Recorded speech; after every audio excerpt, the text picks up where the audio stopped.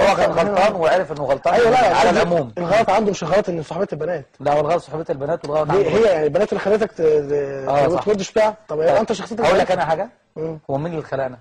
ربنا سبحانه وتعالى. صح. وربنا عز وجل قال في سوره الملك ايه؟ الا يعلم من خلق وهو اللطيف الخبير. فربنا عز وجل اللي خلقنا وهو بينا لطيف وخبير ويعلم فين المصلحه بتاعتنا وفين الخير وفين ان احنا نرضي ربنا وفين ندخل الجنه. ما هو هدف اي مسلم انه يدخل ايه؟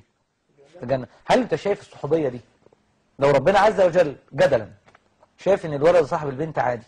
طب ما كان عادي، ما فيش نهي عنها ولا اي عيب ولا كان النبي صلى الله عليه وسلم قال في حديث ان ما اجتمع رجل وامراه، ده حديث اهو. مين اللي بيقوله؟ مين اللي بيقوله؟ صلى على النبي صلى الله عليه وسلم. مين اللي بيقول ان الحديث؟ النبي صلى الله عليه وسلم.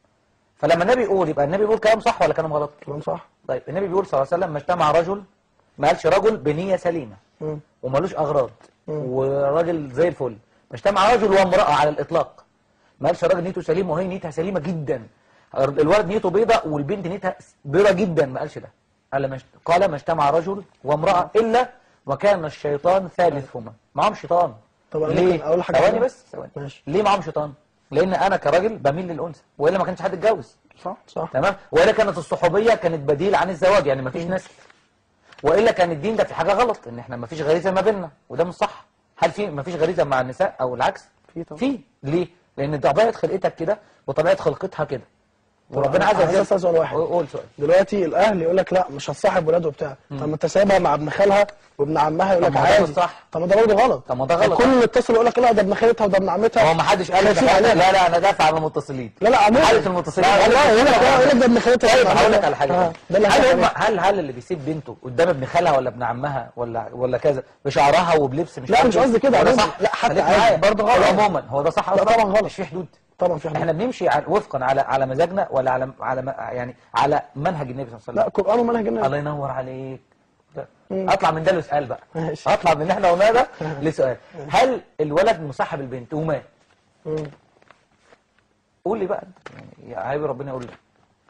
مصاحب انت مصاحب البنت ازاي يعني؟ انا مصاحب مزام البنت مصادف لا بنت مصاحب على غرار. ثانيه بقى اقول لك انا انا ماشي وماشي جنب بنت بتكلم معاها ازيك عامله ايه؟ مت. قصدك انت كده مت على معصيه؟ مت. انا مت. انت كده مت على معصيه؟ انت بقى قول لي انت شايف ايه؟ ما انا بقول لك في فرق. انا مصاحب واحده. انا كلامي واضح. كلامك انت ماشي وهي ماشيه. لا قدر الله الولد مات. ايه بقى؟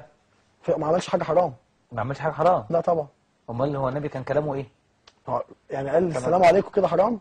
لا هو ماشيين مع بعض. لا ماشيين مع بعض. لا دي حاجه ثانيه بقى. نطلع حاجه ثانيه. ده واحد مجافئ مش مصاحب بقى. مجافئ واحده دي واحده مجافئ. ده واحده جديده. والله. لا انت ركز والله. استنى بقى من هقول احنا طلعنا كده زماله وصحوبيه وصداقه ومرافق. ايه بقى مرافق دي؟ انت لو شفت واحد مصاحب واحده حب بقى وجوده لا ده طبعا ده تنساه بقى. تمام. طيب انت بقول لي ايه لان ده بيوصل لجو تاني خالص. ما ده نهايته غاز عرفي وزنا غير بقى الكلام ده كله. ليه؟ ما هي لازم بتبقى مراحل.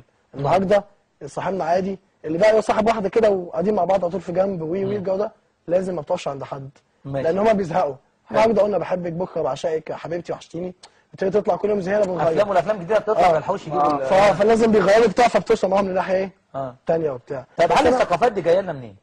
فكره الصحوبيه اصلا وان انا صاحب احنا اصلا موضوع الصحوبيه ده بنقلد يعني بره يقول لك انا تقليد وافلام واعلانات. اعلان يقول لك انت مخاطب مش عارف مين ومصاحب مين، او الفيلم يعدي يخلي واحد متجوز والثانيه يقول لك مراتك حاجه وصاحبتك حاجه ثانيه. الله ينور عليك. هل الكلام ده لما نقلد بره او نشوف حاجه نعملها وهي اصلا مش مقتنعين انها صح واحنا بنعملها برضه، انت ممكن تقول لنا ايه؟ ما قلت لك ما تصاحبش واحده وبتاع كده وتبقى دي صاحبتي وبتاع وتلاقي مسجلها على موبايل الجماعه والجماعه كلمه الجماعه دي طيب يعني مسجلها باسم الجماعه. الجماعه جايين الجماعه رايحين. طب لو انت هفترض انت مصاحب بنت وشفتها ماشيه مع ولد غيرك، مصاحبها ازاي؟ حبيبتي يعني؟ ما اعرفش بقى مصاحبها. انت برضه انا قلت لك في الاول بس طب انت طب نقف عند دي. مصاحب زي مؤمن كده يعني صاحبتي زي ما مؤمن صاحبي ولا صاحبتي؟ هو اولا ما ينفعش تصاحب انت مصاحب مؤمن، دي رقم واحد. ازاي ما ينفعش؟ لان ده راجل وانت راجل، الثانيه بنت.